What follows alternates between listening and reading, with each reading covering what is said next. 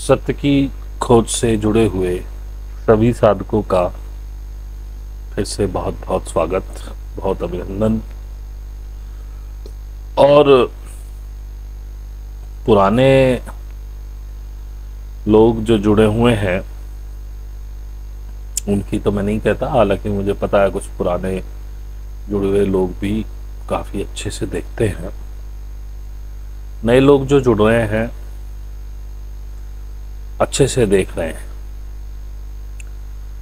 और आपका बहुत शुक्रिया कि आप जिस हिसाब से चैनल को सब्सक्राइब कर रहे हैं, यानी कि चैनल पहुंच रहा है लोगों तक और लोग उस पर काम भी कर रहे हैं, देख रहे हैं, समझ रहे हैं, लाइक भी कर रहे हैं। थोड़ा कमेंट्स कम हो गए हैं जब से why they are doing this वाली सीरीज बंद की है, ख़त्म की है, तब से कमेंट्स थोड़े कम हो गए। देखिए, जो चीज़ें बताई जा रही हैं उनसे आप क्या समझ रहे हैं, क्या समझ पा रहे हैं, वो लिखना भी ज़रूरी है। खैर, क्योंकि आप मेरे ग्रुप से तो जुड़े हुए नहीं हैं, वो बंधे हुए नहीं हैं, आपकी मर्ज़ी है। फिर भी जैसे मैंने पहले भी कहा था, कमेंट्स करने से हमें भी लगता है कि अच्छा, हमारा जो प्रयास है वो हो रहा है, सही सही दिशा में जा रहा है, लोग पकड़ रहे हैं। तो ये वीडियो बिल्कुल रैंडम है।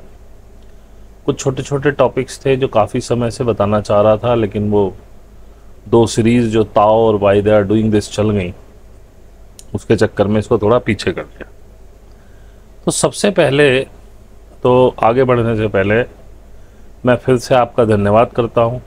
आप बहुत अच्छा प्यार दे रहे हैं मेरे को, इसी तरह देते रहिए। और प्यार देने से मतलब ये है कि मैं हमेशा से चाहता हूँ कि ये उन लोगों तक पहुँचे जिन लोगों को इसकी ज़रूरत है, जो लोग वास्तव में जागने के कगार पे खड़े हुए या जागना चाहते हैं और उनको कोई मार्ग नहीं मिल रहा है।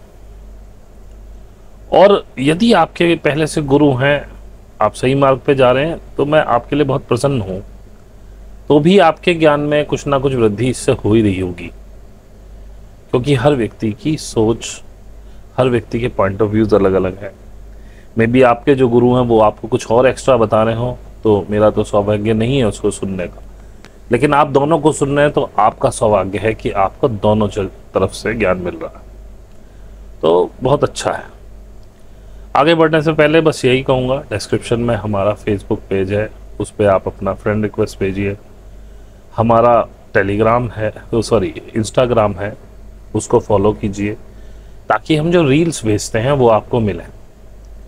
रील्स से आप एक तारतम्य में बने रहते हैं, चीज़ें बार बार रिपीट होती हैं, छोटे छोटे मैसेज आपके माइंड तक पहुंचते हैं, और उससे आप काफ़ी अच्छा रिकवर करते हैं ये साधना में। जो मेरे ग्रुप के भी हैं उन लोगों ने भी बताया, और आप लोगों को भी कुछ ना कुछ फ़ायदा होता ही होगा। तो और जो कहीं किसी को कोई गुरु नहीं मिल रहा है, हालांकि आज मैं उसमें गुरु के बारे में बात करना चाहता हूँ, नहीं मिल रहा है कहीं, तब आप मेरे पास आ सकते हैं। लेकिन मेरी फ़ीस 1000 रुपये महीना है और मुझे बहुत सीरियस लोग चाहिए। मैं यहाँ पर आपको जितना ही कूल काम दिखाई देता हूँ, मैं ग्रुप में आने के बाद आपसे उतना ही सख्त हूँ साधना को लेकर। साधना में मुझे कोताही नहीं चाहिए। तो जब आप पूरा मन बना चुके हों कि भाई अब तो करना ही है, जब आप मृत्यु को वर्ण करने का मन बना चुके हों, तभी मुझ तक आइए। अगर हंसी खेल में अभी सिर्फ अजमाने के हिसाब से आना चाहते हैं तो मत आइए। खैर, ज़्यादा लंबा नहीं करते, मेन बात पे चलते हैं। तो सबसे पहले मैं बात ही गुरु की छेड़ना चाहता हूँ। उससे पहले मैं आपको बता दूं, मेरा बाल रखने का मन था इस बार, तो मैंने बाल बढ़ाए भी थे, परंतु साधना की कुछ विशेष परिस्थितियों के अनुसार बहुत ज़्यादा इस समय सिर में गर्मी रहती है और बालों से बहुत ज़्यादा प्रॉब्लम होने लगी थी। तो मुझे ये काटने पड़े। बाल ना होने से कम जब वो हीट निकलती है और उस पर हवा लगती है सर पे सीधी तो आराम रहता है। तो मैं सो भी नहीं पा रहा था, इसलिए मुझे बाल काटने पड़े। और ये कब तक काटने पड़ेंगे ये भी मैं नहीं कह सकता हूँ, लेकिन जब तक सर में ये गर्मी है तब तक तो रहना ही पड़ेगा। अब मुझे समझ में आया कि जो मॉन्क लोग होते हैं वो अधिकतर गंजे क्यों रहते हैं, और तिब्बत जैसी ठंडक में भी वो गंजे रहते हैं, क्योंकि हीट इतनी ज़्यादा निकलती है कि पूछिए मत। एक दिन इतनी बुरी हालत थी कि बहुत मोटी बर्फ़ का टुकड़ा मैं लगातार सिर पर मलता गया और मैंने वो ख़त्म कर दिया। उसके बाद भी बस मुझे थोड़ा आराम ही पड़ पा रहा था। खैर, ये बहुत आगे की बातें हैं। जब आप वहाँ तक पहुँचेंगे इससे डरना मत। जब तक आप वहाँ पहुँचेंगे आपको ये सब सहने की आदत पड़ जाएगी, क्योंकि जो आपको इसके बदले में मिल रहा होगा उसकी कोई तुलना नहीं है। थोड़े बहुत शारीरिक कष्ट, इसे आप ऐसे भी समझ सकते हैं कि जैसे कोई बच्चा स्त्री पैदा करती है तो वो प्रसव पीड़ा से गुजरती है, लेकिन वो बच्चा भी पीड़ा से गुजर रहा होता है। एक बहुत संकरे रास्ते से उसकी बॉडी बाहर आ रही होती है, उस पर बहुत प्रेशर होते हैं। और मैं इस समय दोनों ही दर्द महसूस कर रहा हूँ, प्रसव का भी और उस बच्चे का भी, क्योंकि मेरा पुनर्जन्म हो रहा है। खैर, आगे चलते बात करते हैं गुरु की। तो देखिए, यदि आपको स्वाद नहीं पता ना कि गुरु क्या होता है, आपने कभी आप सदगुरु से मिले ही नहीं, किसी भी पुराने जन्म की कोई आपकी चेतना में कोई याद नहीं कि गुरु होता क्या है, सदगुरु कैसा होता है, कैसा फील होता है उसके सानिध्य में रहने का, तो आप कभी सदगुरु को नहीं पहचान सकते। सदगुरु आपको भाग्य से मिल जाए वो एक अलग मैटर है। इसीलिए आप देख रहे हैं जो ये भीड़ है, जिसे मैं चेतना विहीन लोग कहता हूं, जो ये चेतना विहीन लोगों की भीड़ है, ये किसी को भी गुरु मानने के लिए तैयार है। और जैसा जैसा शिष्य का कर्तव्य लिखा है शास्त्रों में, बिल्कुल वैसा ही ये करते हैं। गुरु कैसा भी हो इनका, इन्हें नहीं पता हमारा गुरु कैसा है। भाई इन्होंने गुरु मान लिया तो वो भगवान से ऊपर हो गया। इसीलिए मैं हमेशा कहता भी रहता हूं अपने ग्रुप से, मैं भाई मुझे कोई शिष्य कहलाने लायक व्यक्ति अभी तक नहीं मिला, और ये पाखंडियों के पास बहुत सारे शिष्य हैं, तो उसमें गलती किसी की नहीं है। क्योंकि जो चेतना विहीन व्यक्ति है, जिसने कभी गुरु का स्वाद ही नहीं लिया है, वो तो गुरु के पास जाकर के और वही काम करने लगेगा जो उसको सिखाया गया, जो उसकी इस समय एक्टिव माइंड की चेतना में डाला गया है कि गुरु ये होता है, गुरु वो होता है, गुरु के साथ ऐसा व्यवहार करना चाहिए, गुरु की बात को ऐसे मानना चाहिए। अगर गुरु ने कुछ कह दिया अपना सर्वस्व लुटा दो, लेकिन गुरु की बात की अवहेलना नहीं होनी चाहिए। गुरु सवाल नहीं पूछ सकते, गुरु ने जो कह दिया वो परम सत्य है, गुरु भगवान से भी ऊपर है। ये सारी चीज़ें मान करके आप किसी भी व्यक्ति, कोई थोड़ा सा, मैंने एक वीडियो भी शायद उससे पहले भी बनाया था कि आपने गुरु की एक ऐसी इमेज अपने अंदर डाल रखी है कि जो जरा पगड़ी वगड़ी पहने, गेरुए रंग की, थोड़े से मदारी पने के तिलक लगाए, कहीं त्रिपुंड लगाए या विष्णु तिलक करे, गले पे अलग बनाए, बाजुओं पे अलग बनाए, रुद्राक्ष की माला हो, तुलसी की माला हो, हाथों में तुलसी या रुद्राक्ष लपेटे हुए हो, कोई बाना डाला हुआ हो या नंगा हो, नीचे धोती होती पहनता हो, चाहे सफेद, हर एक गुरु के अलग ही आडंबर है। हर गुरु में एक अलग आडंबर, ड्रेस कोड वगैरह आपको मिलेगा। आप भी ऐसा ही चाहते हैं, आपको लगता है यही गुरु है और आप साष्टांग हो जाते हैं। आप बहुत भोले, आपकी प्रवृत्ति बहुत भोली, मनुष्य की प्रवृत्ति बहुत भोली। इसको बेवकूफ आसानी से बनाया जाता है और ये बनने के लिए तैयार नहीं कर पाओगे। मैं आपको डरा नहीं रहा हूं, बचने वाले तब भी बचेंगे, जाने वाले जाएंगे। लेकिन जो किसी गुरु के पास इस समय बैठ के 2-4 महीने कुछ सीख ले, 2-4-5 महीने, वो विक्षिप्त नहीं होगा, कष्ट में नहीं होगा उस बस। बाकी तो जिसको मरना है मरेगा, जिसको जीना जिए, क्या पता हम ही मर जाए, हमें अब जीवन से कोई प्रेम ऐसा रहा भी नहीं। अब जैसे कि तुम जिस भी धर्म में जन्मो, उसी के पंडित तुम्हारी आस्थाओं का फायदा उठाते हैं। जैसे मुस्लिम धर्मगुरुओं ने कहा इस्लाम के लिए कि लड़ो, इस्लाम के लिए लड़ो, इस्लाम को फैलाओ। किसी को शौक नहीं है तुम्हारे कनपट्टी पिस्तौल रख के कहने का कि भाई इस्लाम कबूल करो, नहीं तो हम तुम्हें मार डालें, या तुम्हें हम इतना अजाब देंगे, इतना कष्ट देंगे, नहीं तो इस्लाम कबूल कर लो। क्योंकि उनके धर्मगुरुओं ने बताया कि इस्लाम को फैलाओ, उसके लिए लड़ो, और इस्लाम के लिए लड़ते हुए जो भी मारा जाएगा वो जन्नत में जाएगा। अब भैया वही आप और मेरी तरह भोले लोग, वो जन्नत ना किसी ने देखी, ना किसी कोई जिंदा गया, ना मरे ने आके बताई। अब वो जो आभासी जन्नत है वही चरम है हर धर्म का। हमारे यहाँ स्वर्ग पाना है, इस्लाम में जन्नत पानी है, क्रिश्चियनिज्म में हेवन में जाना है। बस ये काल्पनिक जन्नत जो है इसने सबको परेशान किया हुआ। अब वो निकल पड़े भैया तलवारें ले लेकर, क्योंकि हमारे जीवन का उद्देश्य यही है कि हाँ जन्नत में जाना, और जो इस्लाम के लिए लड़ते हुए मारा जाए तो सबसे सस्ता काम है, इसमें तो कुछ करना ही नहीं, तलवार लेके निकल जाओ। अगर तुम जीते तो भी तुम्हें कुछ मिलेगा, और हारे तो मर गए वहां तो जन्नत तो जाना ही जाना है।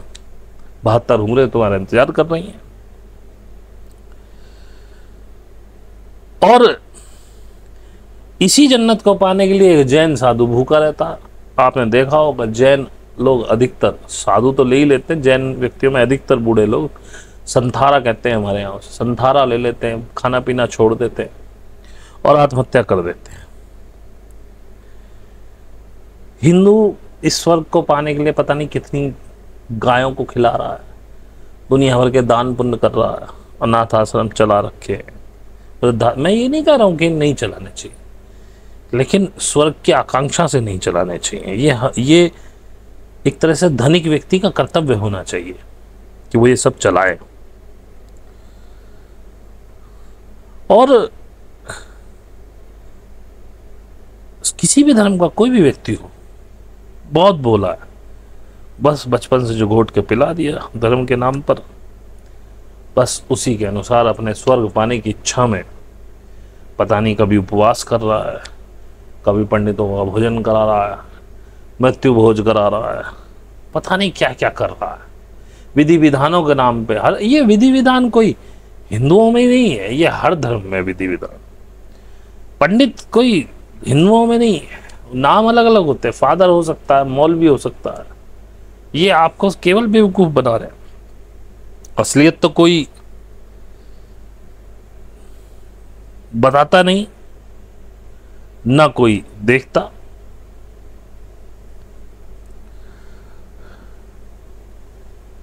और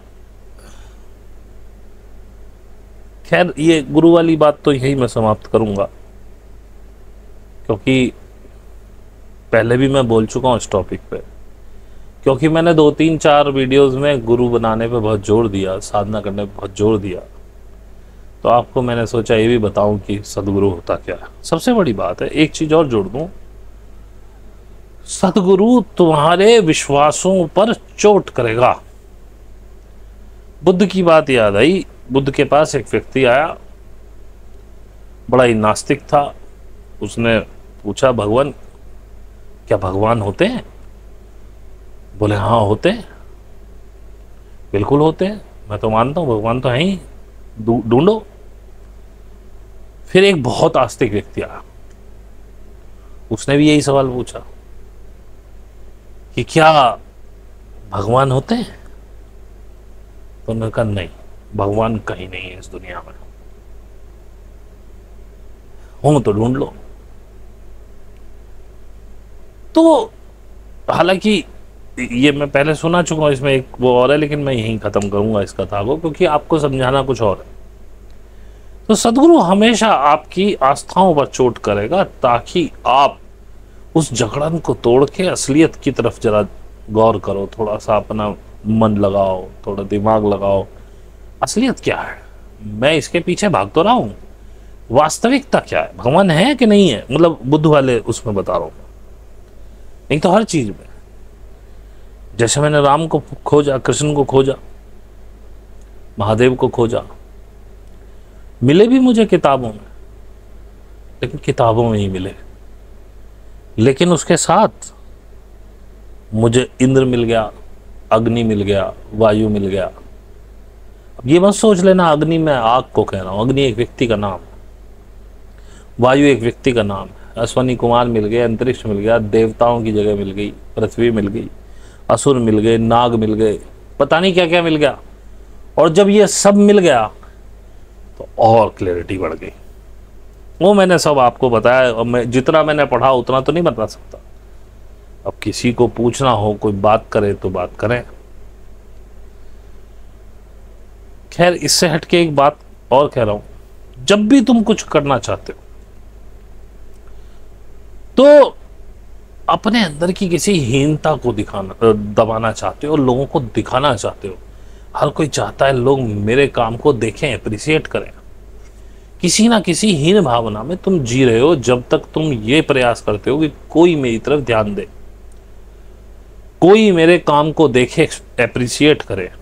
इसका मतलब तुम अपने अंदर किसी हीन भावना में जी रहे हो। जैसे कि एक शोध आया था कि जो लोग ज्यादा सेल्फीज लेते हैं और पोस्ट करते हैं, वो अंदर से, जिसे कहना चाहिए कि सेल्फ कॉन्फिडेंस बहुत कम होता है।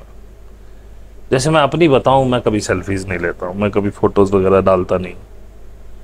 जो मेरे फेसबुक पे हैं, यहाँ तो मेरी मजबूरी है, वीडियो बनाना पड़ता, नहीं तो पीछे तो मैंने एक बार बिना वीडियो के, मतलब ब्लैक स्क्रीन पे बनाने लगा था।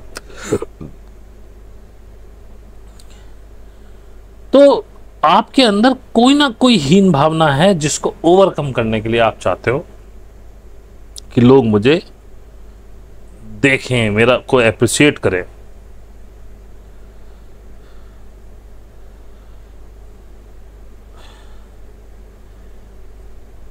और इसके विपरीत सबसे बड़ा साहस का काम है कुछ ना करना।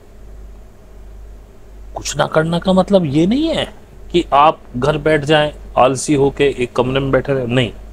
कुछ ना करने से अर्थ ये है कि अपने कामों का शोर न मचाना, मैंने ये किया, मैंने वो किया, बस चुपचाप जो मिला वो करते रहे।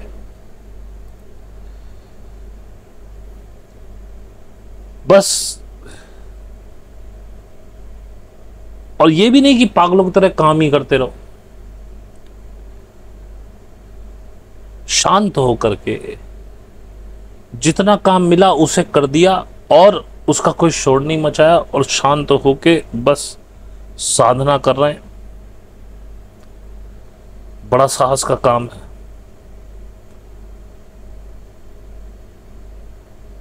क्या कोई है जो विचारों को कंट्रोल करके ध्यान कर सके?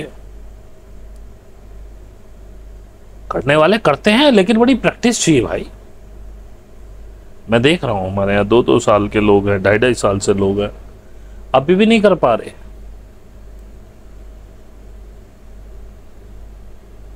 आतंक मचाना, शोर मचाना, इसमें कोई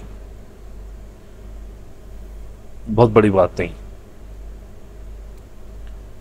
शांत हो जाना, ध्यान करना अपने विचारों पे, अपने ऊपर, बहुत बड़ी बात है।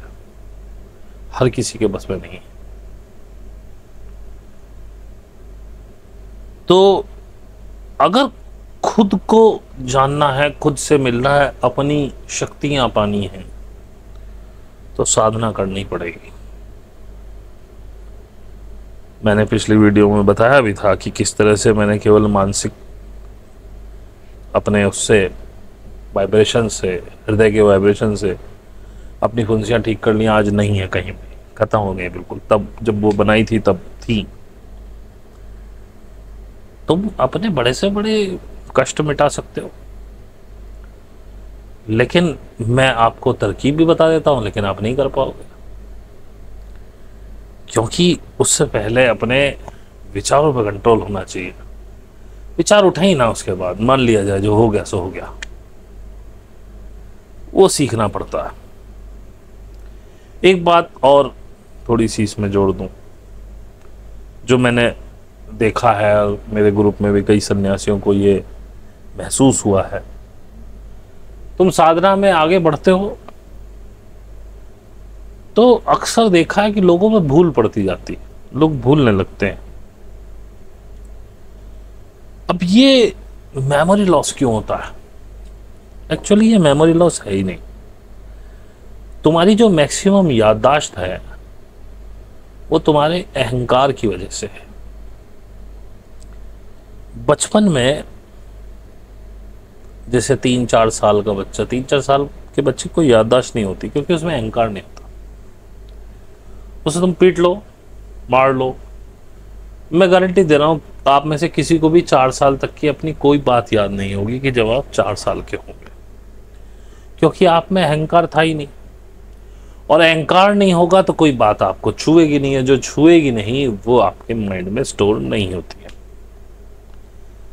ऐसे तो इसमें अनलिमिटेड स्पेस है, मतलब ये रिकॉर्ड करता ही रहता है आंखों कानों के माध्यम से सब कुछ, लेकिन वो आपको डिस्टर्ब नहीं करेगा। वो एक सील उसमें, पता नहीं है कभी हम निकाल पाएंगे मेमोरी या नहीं, और शायद ज़रूरत भी नहीं है, और शायद होती भी ना हो, ये भी कहना गलत है कि ऐसी होती होगी। लेकिन हाँ, जो जो घटनाएं आपके अहंकार को जिसने छुआ है, चाहे आप फर्स्ट आए हों, उस पर आपको प्राइज़ मिला हो, वो भी अहंकार है, आपके अहंकार को छुआ, आपका अहंकार पुष्ट हुआ। और चाहे किसी रिश्तेदार के सामने आपके फादर ने, आपकी या मदर ने बेइज्जती कर दी, वो भी अहंकार है। अब अहंकार टूटा, आप हर्ट हुए। मुझे बहुत सारी बातें अभी भी बिल्कुल स्पष्ट हैं। मैं बहुत छोटा था, मेरे फादर ने, मदर ने, दादा ने कुछ ऐसी चीज़ें करी, और जो हर्ट होने वाली है वो ज़्यादा याद रहती है। हालांकि याद वो भी रहती है जिसमें आपकी प्रेज हुई है। तो होता क्या है, जैसे जैसे साधना में आप आगे बढ़ने लगते हैं, एक समय ऐसा आता है जब आपका अहंकार तिरोहित होने लगता है, अहंकार टूटने लगता है। और जैसे जैसे जो जो अहंकार टूटने लगता है वो सारी बातें आप भूलते चले जाते हो, कुछ बचता ही नहीं जिसे याद करना चाहे।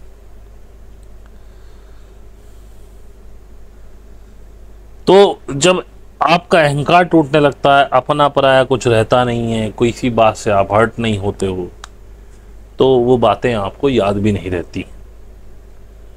ये भी साधना में होता है। आजकल मैं देख रहा हूँ हमारे कुछ ग्रुप के साधक हैं, उनको गर्मी लगने लगी है। कुछ नए साधक हैं जिनको गर्मी लगने लगती है, पर अभी साधना में लग रही है। बहुत से ऐसे जिनका पूरा शरीर जलता है, मेरी अभी भी पीठ जल रही है। तो ये तो भाई साहब झेलना पड़ेगा आपको आगे। और ये अच्छी बात है कि आपके साथ ये हो रहा है। कभी ठंडा भी लगता है, लेकिन अक्सर गर्म ज़्यादा लगता है, ठंडा कम लगता है। शुरू शुरू में ठंडा लगता है। और साधना कोई ऐसी चीज नहीं है जो आपको कुछ दे सकती है। ये सिर्फ आपको आपसे मिला सकती है, और यदि आप खुद से ही मिल गए तो फिर आपसे बड़ी कोई शक्ति नहीं। साक्षात ये पूरा ब्रह्मांड आपकी इच्छा पर चलने लगता है। वो स्टेज लेकिन पानी होती है।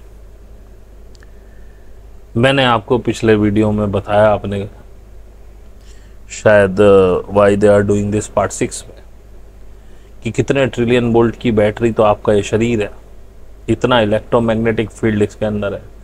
अभी क्योंकि आप माइंड से काम करते हैं, तो माइंड का इलेक्ट्रोमैग्नेटिक फील्ड बनाने की इतनी ताकत नहीं है उसमें। ना ही इलेक्ट्रिकल फील्ड बना सकता है इतना, ना ही इलेक्ट्रोमैग्नेटिक फील्ड बना सकता है। तो मैंने शायद आपको बताया भी था कि 100 गुना ज़्यादा इलेक्ट्रिकल फील्ड हार्ट पे बनता है, और शायद 5000 गुना इलेक्ट्रोमैग्नेटिक फील्ड बनता है माइंड से। और ये इतनी बड़ी बूम है कि आप पूरा ब्रह्मांड पलट सकते हो। रातों रात क्या, सेकंडों में आप अपनी टाइमलाइन शिफ्ट कर सकते हो। लेकिन ये आपको मैं बता दूं, जैसे मैं बता ही रहा हूं, अभी भी बता ही रहा हूं, पहले अपने हार्ट को फील करना होता है, पहले अपने हार्ट से जुड़ना होता है। पहले आपको ये समझ में आए कि क्या बात मेरे हार्ट से आ रही है, क्या मेरे माइंड से आ रही है। अब माइंड आपकी बॉडी, थॉट्स, मन सबको कंट्रोल कर रहा है। सबसे पहले अपने मन को कंट्रोल करना पड़ रहा है। मन पड़ता है। मन को कंट्रोल मतलब अपने थॉट्स पे कंट्रोल। सबसे पहला काम है थॉट्स पे कंट्रोल। उससे पहले आपको हार्ट की आवाज और माइंड की आवाज में फर्क करना सीखना होगा। वो भी आता है अपने आप, कोई खुद नहीं सीखता है। ये जब साधना के बाद आप ध्यान में आते हो, धीरे धीरे आप सीखने लगते हो, थॉट्स भी देखने लगते हो, आपको समझ में आता है कौन सा थॉट सही है, कौन सा गलत है। हार्ट की फ्रीक्वेंसी, उसकी आवाज आप सुनना शुरू करते हो। फिर जब थॉट कंट्रोल में होते हैं, हम जो चाहेंगे वो सोचेंगे। आज तक माइंड या मन या आपके थॉट्स, ये तीनों देखें तो एक दूसरे के पर्यायवाची समझ लीजिए इस बात में। ये आपको कंट्रोल करते आ रहे हैं, और इसी वजह से जो नेगेटिव एनर्जी आपके ऊपर आती हैं वो इन्हीं थॉट्स के जरिए आपको इधर से उधर करती है। जैसा मैंने पहले भी बताया, उसके बाद आपके उन थॉट्स से ही आपके इमोशंस बनते हैं नीचे के चक्राओं पर, और वही इमोशन इन थॉट्स के साथ कंबाइंड होकर फीलिंग में बदलते हैं जो आपकी हार्ट पे आती है। और वही फीलिंग आपकी पूरी जिंदगी तहस नहस करे हुए इस समय, एक बार आप उस स्थिति में पहुंच जाएं जब मन का मालिक मैं हूं, दिमाग का मालिक मैं हूं, थॉट्स का मालिक मैं हूं। मेरी इच्छा के बिना ना कोई थॉट आ सकता है, ना मेरा मन भाग सकता है, और ना मेरा दिमाग भाग सकता है। और इसी को इंद्रियों पे काबू भी कहा जा सकता है। जो पुराने हमारे शास्त्रों में इंद्रियों को काबू करो, इंद्रियों को काबू करो, इंद्रियां ऐसे काबू में नहीं आती। इंद्रियां भी थॉट से चलती है, मन से चलती है। आपने मन काबू किया, थॉट काबू किए, मन काबू हो गया। थॉट और मन काबू हो गया, माइंड काबू हो गया। माइंड काबू हो गया तो इंद्रिया काबू हो गई। अब मैं चुनता हूं मैं क्या सोचता हूं, मैं चुनता हूं मैं क्या देखता हूं, मैं चुनता हूं मैं क्या सुनता हूं। मैं भी 1 डेढ़ 2 घंटे 3 घंटे यूट्यूब पर बिताता हूं डेली, लेकिन मेरी चॉइस होती है मैं क्या देखना चाहता हूं। यूट्यूब कुछ भी दिखाए मैं नहीं देखता हूं, और इसीलिए मैं वही चीज़ें देखता हूं जिनसे मेरे ज्ञान में कुछ उपलब्धि वृद्धि हो। जैसे कि इस वीडियो में तो अब इतना समय नहीं रहा, अगले वीडियो में बात करेंगे। अल-बरूनी का भारत किताब पढ़ रहा हूँ, उसमें काफ़ी कुछ मिला, बहुत ज़्यादा नहीं मिला क्योंकि वो गणना वणनाओं पे ज़्यादा उसने काम किया अल-बरूनी ने, लेकिन फिर भी बहुत कुछ मिला। तो उसको अगले वीडियो में बताऊँगा किसी में। और ताओ का वीडियो मैंने अब बंद कर दिया है, क्योंकि मुझे जितने एक्सपेक्टेड थे उतने कमेंट्स नहीं आए। हालांकि आए, कुछ लोग वास्तव में सुनना चाहते हैं उसको, लेकिन जितना बना दिया उतना भी काफ़ी है। अब ज़्यादा आगे बढ़े, 2 ही चैप्टर रह गए, आप नहीं तो मंगवा के पढ़ लीजिए उस किताब को। तो बस यही है, स्वयं का मालिक बनना है। जिस दिन आप अपने मालिक बन गए, स्वयं से, इसी को स्वयं से जुड़ना कहिए। और जिस दिन आपके शरीर पे, आपके मन पे, विचारों पे अधिकार हो गया, और उसके बाद का नेक्स्ट स्टेप है इस माइंड और हार्ट के बीच का रिलेशन बनाना, और उसके बाद इस माइंड को हार्ट से गवर्न करना। बस जिस दिन ये हो गया, उस दिन कौन सा काम ऐसा है जो आप सोचें और ना हो। मैं कर रहा हूँ छोटे छोटे प्रयोग अपने साथ, और मैं देख रहा हूँ काफ़ी अच्छे पॉजिटिव रिजल्ट्स आ रहे हैं। और जिन लोगों ने समझा है उनसे यही कहूँगा, छोटे छोटे प्रयोग करके देखिए अपने साथ। जैसे जैसे वो प्रयोग आपके सक्सेसफुल होंगे, आपकी और इसमें श्रद्धा बढ़ेगी, अपने ऊपर विश्वास आएगा। तो इस वीडियो में इतना ही। यहाँ तक जो भी लोग रुके हैं, अगर उन्हें अच्छा लगा हो तो लाइक करें, कमेंट्स करें, सब्सक्राइब करें, और घंटी का बटन भी दबा दें ताकि आपके पास सारे वीडियो लेटेस्ट पहुँचते रहें। और वही डिस्क्रिप्शन में हमारी व्हाट्सएप, टेलीग्राम, ईमेल है। जो मुझसे सीखना चाहते हैं संपर्क करें। जो मुझसे बात करना चाहते हैं केवल, उनके लिए 2,000 रुपये घंटा में मैं अवेलेबल हूँ, फ्री में नहीं हूँ। तो आप बात कर सकते हैं। और बाकी फेसबुक पे रिक्वेस्ट भेज दीजिएगा और इंस्टा को फॉलो कर लीजिएगा। बाकी आज की चर्चा यहीं समाप्त करते हैं। आपका बहुत बहुत धन्यवाद यहाँ तक जुड़े रहने के लिए। Thank you.